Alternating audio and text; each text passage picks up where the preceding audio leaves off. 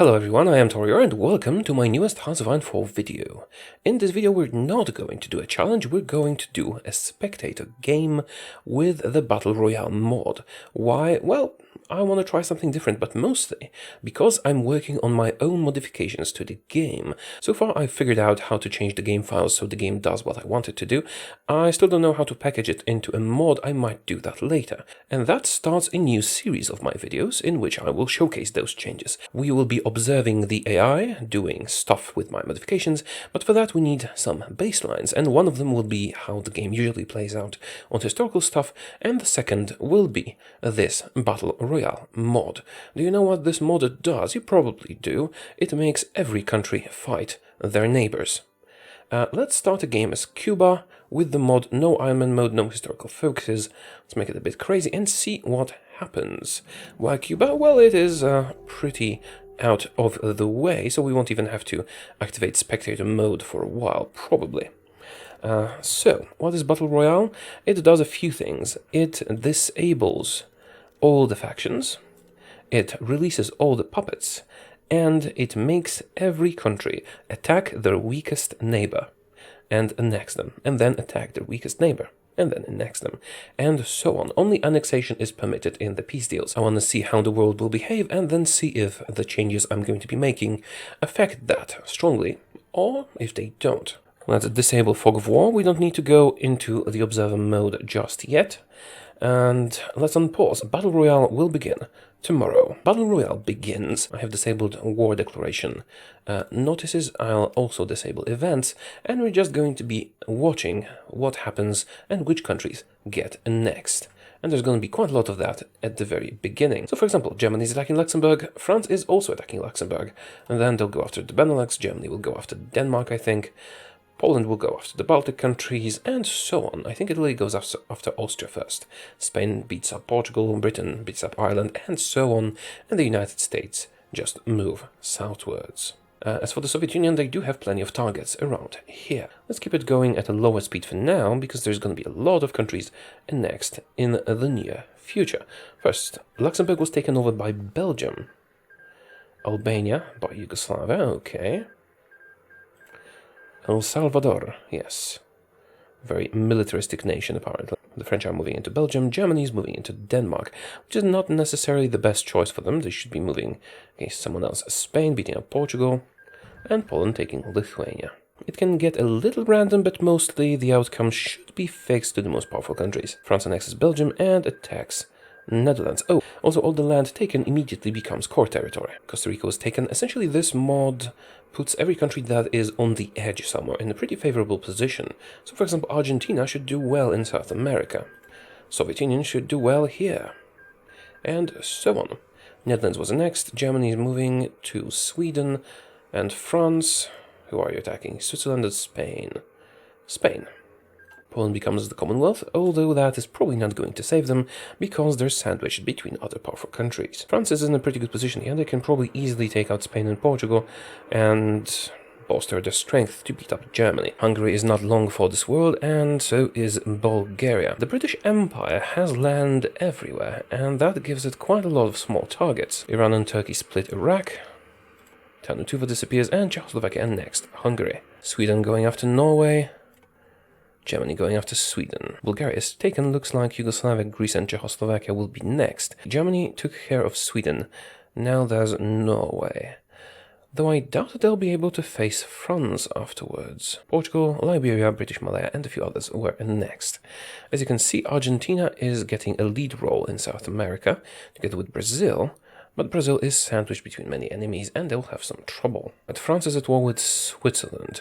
That could save Germany, because at this point I don't think they can handle France. Poland is actually quite powerful right now, but their position is very bad. Between Germany, Italy, and the Soviet Union. The Soviet Union taking out small targets in China. Italy is going after Switzerland with France, and Poland is going after Romania. And France is going after Germany. Yeah, I think that will be the end of Germany then. Yeah, they've split their forces way too much for this to work. Romania was next, now it's time for Greece and Turkey, I reckon. The Soviet Union finally attacked Finland, and Germany's not doing too well, is it? Let's have a look at China, and China and South America. Yeah, this is pretty predictable. China and Japan are consolidating their power here, and Argentina is moving north while the US moves south. Poland is at war with Turkey and Italy. That will probably be the end of Poland. The Soviet Union is going after the Raj. If they go after Turkey next, Poland might still pull through. The Germans entrenched themselves in Scandinavia. What's the UK doing? Attacking South Africa. Colombia was annexed, the United States slowly moving into South America. A civil war in Japan. I did turn off historical focuses. This can actually change quite a lot. South Africa is no more. Brazil is next, attacked by Argentina, the United States, and the United Kingdom. Unfortunately, Poland is no more. You guys gonna start fighting each other. Turkey is at war with Germany, and so is Italy. Germany is the easy target now. So since Italy attacked Turkey, Turkey and Germany are going to be the next major ones that will be eliminated, I think. Argentina becoming the ruler of South America, almost. The United States, oh, they're attacking Canada. And they might be attacking the United Kingdom afterwards, or they'll just focus on Argentina, we'll see. Italy is doing far better than I expected them to. And so is China, but that's due to the civil war in Japan. Brazil was annexed mostly by Argentina. Well, that gives them a strong position in South America. Japan is taken over. The UK has attacked Turkey. Well, they do border each other, so that makes sense. And the Soviet Union finally joined the war against Germany, thus eliminating them. And France is joining the attack on Turkey, as is the Soviet Union. Yeah, Italy and France are fighting each other. We'll see. I actually expected the French to kick the Italians behind, but apparently it is not the case. This is fairly random after all, but I did not expect Italy to do so well. And Australia is invading a bit as well. And the Soviets are ganging up on the French with the Italians, which means the French are about to be taken over. Meanwhile, the UK is going after Ethiopia. I suppose that makes sense. And yeah, China took Japan. Did not expect that to happen. France was annexed mostly by Italy, which makes Italy the strongest country, most probably. Quite a lot of factories and manpower. Looks like this war between the Soviet Union and China might take quite a while, because they both have quite a lot of manpower. At this point, the game has devolved into 3 duels and slowed down quite a lot. Italy is trying to fight the UK and navally invade them possibly. The United States and Argentina are having brawls in a very, very difficult terrain, thus making it almost impossible to move forward. And the Soviet Union and China are having brawls with a ton of manpower. The Soviet Union will probably be successful eventually, though I am not certain of that. And depending on what the AI does, this game could now last for years in a similar state. We are going to end it here and also run another scenario in 1939. First, before we do that though, I have ran this scenario another time. This is a similar scenario I also ran from 1936. There are some noticeable differences. First, France instead of Italy. Some random factors worked differently and France was victorious in this fight. Also, there was no civil war in Japan, so Japan took over China and then the Soviet Union took over Japan. As for the United States and Argentina, the brawl is pretty much the same as it was in the previous attempt at this scenario. So you can see this is quite repeatable. Some things are happening differently. Now we're going to run the same scenario in 1939. Also as Cuba, because why the hell not? And also without historical focuses. Alright, the other scenario I showed you had historical focuses. I'm going to have to accept the event from here because I've turned off the notifications. All wars are ended, all factions are terminated. And here we go. In this situation, Germany is much better prepared to face its enemies, so it is likely to become the dominant power in Europe. As for the others, I don't really know exactly, we'll see in a moment. France going after Belgium, Italy going after Switzerland, and Germany is going north. France is actually having a little bit more of a difficult time. Other stuff is going pretty much the same. Though why is Poland not attacking Lithuania? Apparently Latvia was weaker. The differences in strength are not that big, so not much has changed in the general situation. The United States are going after Mexico, and Argentina will be getting a dominant position in South America, most probably. Just as it was before, France moving into Spain, Germany moving into Scandinavia, and Poland moving into the Baltic countries. while the Balkan countries are fighting each other. Why is Hungary not attacking anyone? Are you weaker than everyone else around you? Central American Empire. Cool. France is going after Portugal. It's happening a bit faster this time around because in 1939 everyone is more powerful militarily. Poland took Lithuania and is going after Hungary, correct? Yes, they are. That's a bit surprising. France is going after the UK instead of Germany. Well, actually, that does make sense, because in 1939 Germany is more powerful than the UK, and France started bordering them directly after taking Spain. So Gibraltar was the spot they attacked. So you can see a pattern emerging, right? Japan, China, Soviet Union, Turkey, Poland, Italy, Germany, France, UK, United States, Argentina, and the Raj. Then we'll have just a few left. Also, Australia and New Zealand are survivors. Kingdom of Romania was taken over. That actually surprised me a bit. Italy is going after Turkey. I thought they would go after Poland. France is effectively taken out of the fighting by attacking the United Kingdom, which means that they're probably going to lose to Germany. And Germany has attacked France. I'm surprised Poland has survived for so long. Germany going after the UK, Poland going after Turkey together with Italy.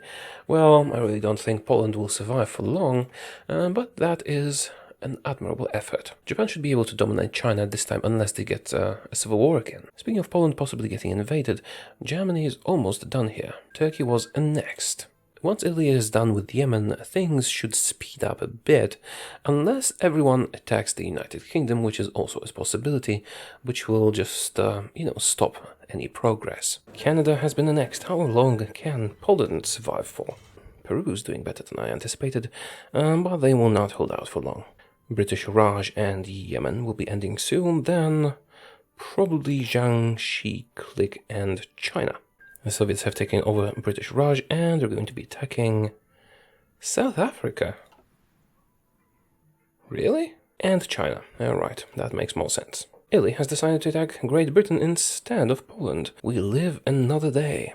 The Soviets have taken over China and they've attacked Poland.